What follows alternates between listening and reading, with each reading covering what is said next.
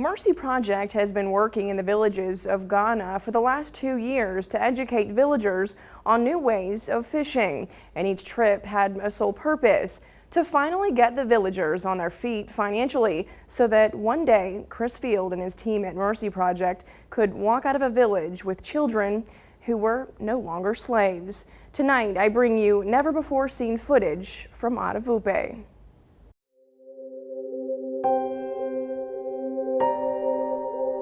It might be hard to see at first glance, but in the horizon, hope begins on Lake Volta. This trip is so significant for us because until you actually do a rescue, you're hoping and dreaming, and you got an idea that you hope works, but until you actually walk out of the village with those kids, there's no way to be able to say, yeah, this is what we've been doing for 2 years, you know? I mean, there's just no way to do that.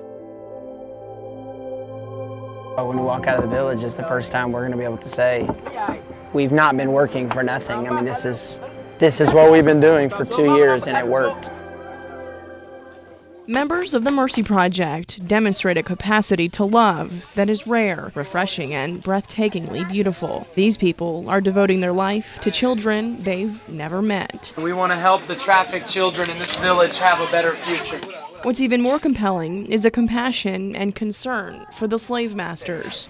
We want to do economic empowerment for this community. Rather than swooping in to rescue a group of trafficked children who will, in return, be replaced by more, we'll continue helping you with cages and making sure that we grow those fish and harvest them and take them to market to make some money for your village. For the last 2 years, Mercy Project has been on the ground building trust. From the first time we came in this village, you've received us as your friends.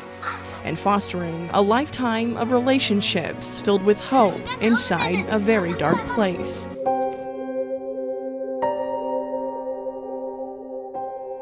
Finding a means to an end is through education, which consequently will provide each and every master with alternate means to earn incomes that no longer rely on children. Our goal from here is that the children will go to a place where they'll begin their education. Not only are these children being granted a better future, so are the men and the women who enslaved them. Now they can be proud of the fact that they have these cages, that they're monitoring these cages, they're taking care of these cages, they're growing these fish, and because of that, they're able to release the children voluntarily, so they weren't forced to do anything.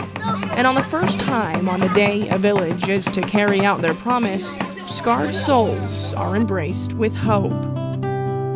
24 trafficked children watch their slave masters voluntarily surrender.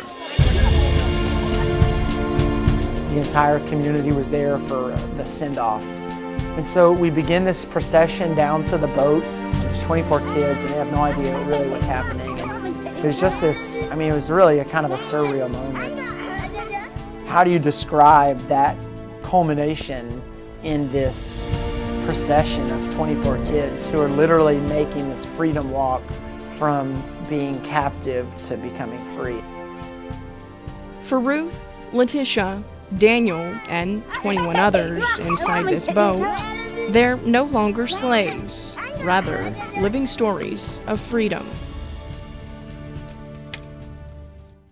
For many of you wondering what happens next for these children, many of the kids we rescued have malaria and many have been plagued with parasites and different diseases after drinking the lake water for so many years. Today, they're receiving medical care, and probably right as we speak, they're sleeping in a bed that, for the very first time, they can call their own. Back to you.